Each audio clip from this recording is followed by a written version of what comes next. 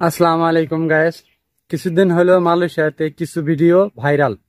সেটা হলো বাঙালি যারা আছে তারা মসজিদে ইফতার করা নিয়ে। আসলে তারা অভিযোগ করছে যে বাঙালিরা 1-1.5 ঘন্টা আগে মসজিদে যায়, যাওয়ার পরে অনেক গ্যামজাম করে এবং নিজে 3-4 জনের খাবার খায়। আবার দেখা যায় বাসাতে আনার জন্য 3-4 জনের খাবার আনার জন্য চেষ্টা করে। আসলে এটাতে মালয়েশিয়ারা অনেক নাগরিক সমস্যার সম্মুখীন হয়েছে, এই জন্য এটা অভিযোগ করছে। আসলে আমরা যারা মালয়েশিয়াতে থাকি তারা মিনিমাম হইলেও 50-60 হাজার টাকা ইনকাম করি। তো মসজিদে আপনি যাবেন অবশ্যই শান্তি শৃঙ্খল ভাবে আপনি যদি ইফতার করতে পারেন তাহলে ভালো। কিন্তু যদি আপনার তাদের সমস্যা হয় তাহলে আসলে আমরা অন্য দেশ থেকে আসছি, এদেশে আপনি যদি কোনো সমস্যা করেন তাহলে তারা আসলে এটা মেনে নিতে চায় না। এমনিতেই বাঙালিকে চীনা কন, মালয়েশিয়ার ইন্ডিয়ান কন, মালয় কন, তারা আসলে ভালো চোখে দেখে না।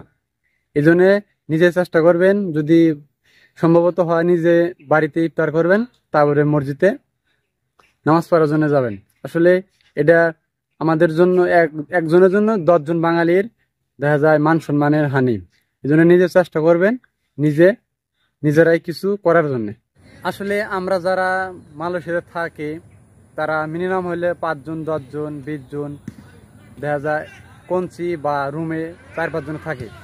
তারা যদি আপনারা চেষ্টা করেন যে 5 টাকা করে প্রতিদিন দিয়া আপনি সব কিছুই আয়োজন করে আপনারা সুষ্ঠুভাবে ভালোভাবে ইফতার করতে পারবেন, তাহলে অথচ কেন আপনি মসজিদে যায় আপনি গ্যামজাম সৃষ্টি করেন বা বাঙালিদের মান সম্মানের টানাটানি করবেন।